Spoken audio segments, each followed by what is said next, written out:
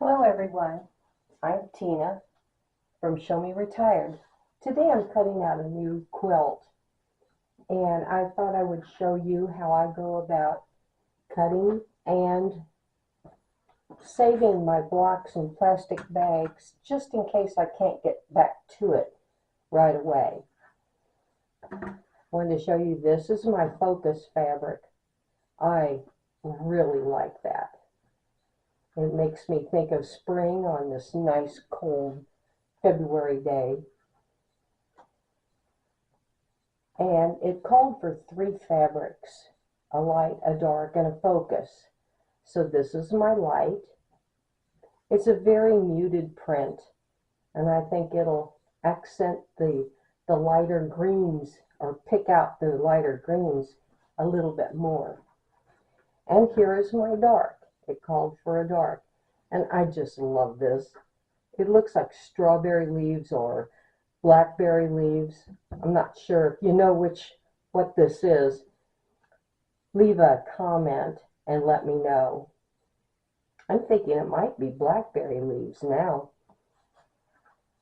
So when I start putting my blocks, or as I'm cutting each section of the quilt, I'll take the cuts that I make, like this one, and I'm not going to give you the sizes or anything because it's not my pattern and I sure don't want to step on anyone's toes.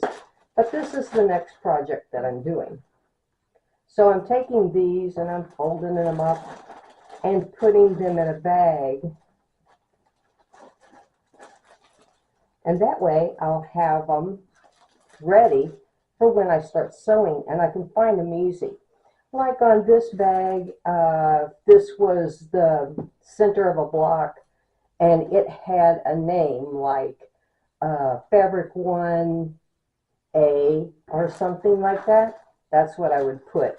But I usually use stickers so that I can reuse these bags. So that would be one of the fabrics. Then I have a smaller cut, and I use smaller bags for that, of course. And so I just keep going like this until I have them all done. And that would be fabric A, and maybe it's fabric A, B, I don't know. But I would put that on the sticker that I have.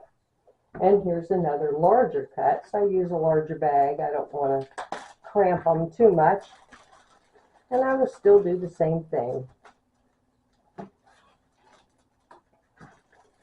That would be probably fabric B, cut A or something. And then I have some smaller cuts. And I would go ahead and put these in a smaller bag because you can fold them over neatly. Put them in the bag, and this would probably be fabric 2B. I'm not sure. I'm not looking at the pattern, so I don't know. And then these are smaller cuts, but there's quite a few of them, and I sure don't want to lose those.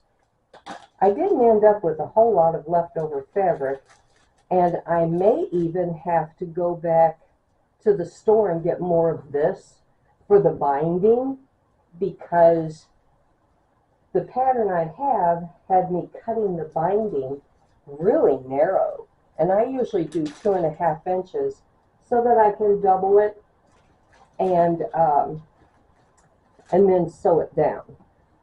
I like a nice heavy binding, and this would probably be fabric 3, cut A or something like that. And then the last cut we have is fairly big.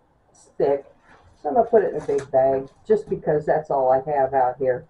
And again, I would put a sticker on here, and I would put fabric 3 and then what the cut is for. I'm sharing this because no one ever told me that it's this easy to cut out a whole quilt.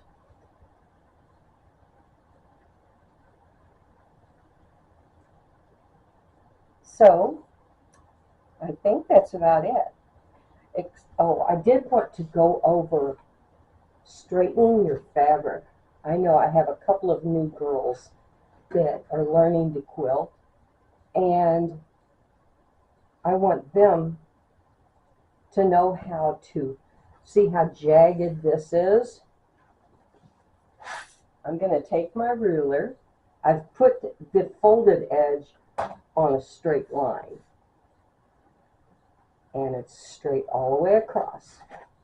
So then I'm going to take my clear ruler and put this right on a solid line.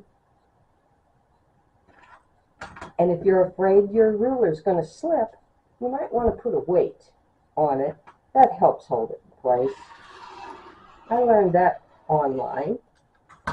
Then, ta-da, you have a straight cut. If you're new to cutting, you might want to get a Kevlar glove. I never did, and I've got slices here, and I cut the edge of my finger off there. So please be careful when you're using a rotary cutter. Boy, am I having trouble this morning. Thanks for watching, and if this video helped you in any way, I would appreciate it if you would like and subscribe. Have a great day.